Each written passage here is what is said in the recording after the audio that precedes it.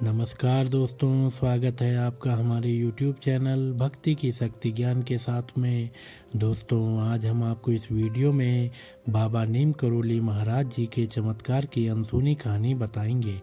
दोस्तों, उत्तराखंड में बाबा नीम करोली महाराज की कई कथाएं प्रचलित हैं। लोगों के मुताबिक बाबा 1940 के आसपास उत्तराखंड के प्रवास पर थे। भवाली से कुछ किलोमीटर आगे जाने के बाद बाबा करोली एक छोटी सी घाटी के पास रुके और सड़क किनारे बनी पैराफिट पर बैठ गए। सामने पहाड़ी पर दिखाई दिए एक आदमी को उन्होंने आवाज़ दी, पूरन, ओ पूरन, पूरन, यहाँ आओ। पूरन नीचे आया और कंबल लपेटे अजनबी से अपना नाम सुनकर अचंभित रह गया। अजनबी व्यक्ति ने मुस्कुराते हुए कहा, अचरज मत कर, मैं तुझे पिछले कई जन्मों से जानता हूँ। मेरा नाम बाबा नीम करोली है। हमें भूख लगी है, हमारे भोजन की व्यवस्था कर। पूरन ने घर जाकर अपनी माँ से बताया कि नीचे पैराफिट पर बाबा नीम करोली बैठे हैं और भोजन मांग रहे हैं। घर में दाल रोटी बनी थी। पूरन की माँ ने वही परोस दी। बाबा ने भोजन के बाद पूरन से गांव के 2-3 लोगों को बुलाकर लाने को कहा। बाबा उन सबको लेकर नदी के पार जंगल में गए और उनसे एक जगह खोदने को कहा। बाबा ने कहा, पत्थर को खोदो, यहाँ गुफा है, गुफा में धुनी है। अचरज में पड़े लोगों ने जब उस जगह को खोदा तो ऐसा लगा कि जैसे गुफा में धुनी किसी ने अभी ही लगाई हो। धुनी के पास चिमटा भी गड़ा था। पूरन और गांव वाले हैरान थे कि उन्हें यहाँ पूरा जीवन हो गया और किसी को इस गुफा के बारे में पता नहीं था। पत्थरों के नीचे गुफा, धुनी और चिमटा, हवन कुंड की जानकारी किसी साधारण व्यक्ति को तो हो नहीं सकती। कंबल लपेटे यह आम इंसान नहीं है। लोग यही सोच रहे थे कि बाबा बोल पड़े कि हमारे पास कोई चमत्कार वमत्कार नहीं है, चलो अब यहाँ से, यहाँ हनुमान बैठेगा। बाबा ने नदी से पानी मंगवाया और स्थान का शुद्धिकरण किया। साथ ही वहाँ कुटिया नुमा जगह बना दी। कुछ दिन बाद बाबा ने पूरन को बताया कि यह सोमवारी बाबा की तपस्थली है, इसका पुनरुद्धार करना है। यही कुटिया आज कैंची धाम के रूप में विख्यात है। पंडित गोविंद बल्लभ पंत और पंडित नारायण दत्त तिवारी के अनेक किस्से जुड़े हैं बाबा नीम करोली महाराज जी से। बाबा नीम करोली से जुड़े पंडित गोविंद बल्लभ पंत और पंडित नारायण दत्त तिवारी के अनेक किस्से हैं। इन दोनों परिवारों के लोग आज भी बाबा का आशीर्वाद लेने अक्सर कैंची धाम हाजिरी लगाते हैं। चूँकि आस्था, भक्ति और विश्वास निजी जीवन के अंग हैं, इसलिए इनमें से किसी के अनुभव अपने शब्दों में बताना उचित नहीं है।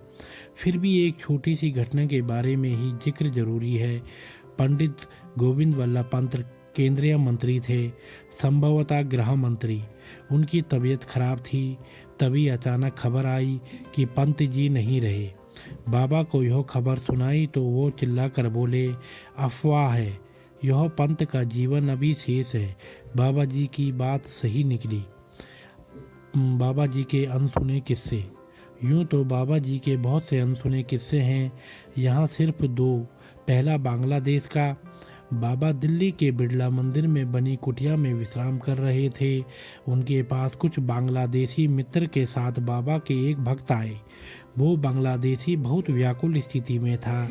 इससे पहले कि वो बांग्लादेशी बाबा को अपनी समस्या बताता, बाबा ने उससे कहा, तुम्हारा भाई दुश्मनों की कैद से जल्दी बाहर आएगा, वो देश का शहंशाह बनेगा। और इतना कहकर बाबा बोले, जाओ, अब तुम्हें अपना समय भाई की अगवानी की तैयारियों में लगाना है। उस समय के हालात में उस शख्स को यह सब मुमकिन नहीं लग रहा था।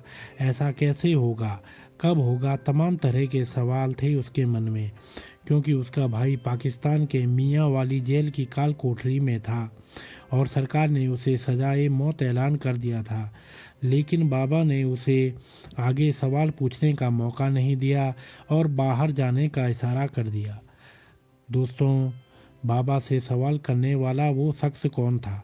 वो आज़ाद बांग्लादेश के पहले राष्ट्रपति शेख मुजिबुर रहमान के छोटे भाई थे। दूसरा किस्सा श्रीलंका से जुड़ा है।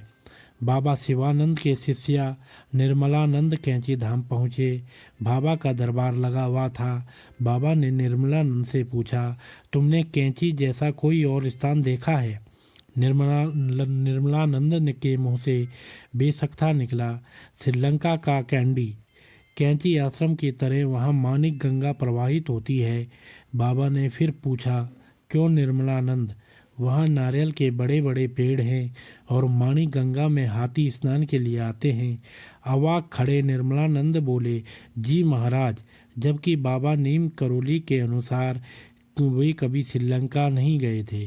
पूरन किसी भ्रम में न पड़ जाए, इसलिए बाबा ने अपने एक भक्त से कहकर कैंची धाम में रोडवेज बसों का स्टाफ बनाकर उसका केयर टेकर नियुक्त करवा दिया।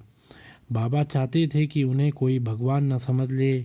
जो ज़्यादा नज़दीक आने या समझने की कोशिश करता, वो उसे तुरंत दूसरी ओर मोड़ देते थे। बाबा की लीलाओं को बाबा के भक्त सिर्फ उतना ही समझ पाए जितना उन्होंने समझाना चाहा। तो दोस्तों, अगर आपको यह वीडियो पसंद आया हो तो आप हमारे चैनल को लाइक, कमेंट, शेयर, सब्सक्राइब अवश्य करें दोस्तों, और बेल आइकन दबाना ना भूलें, जिससे हमारी आने वाली सभी वीडियो आप तक समय से पहुंचती रहेंगी।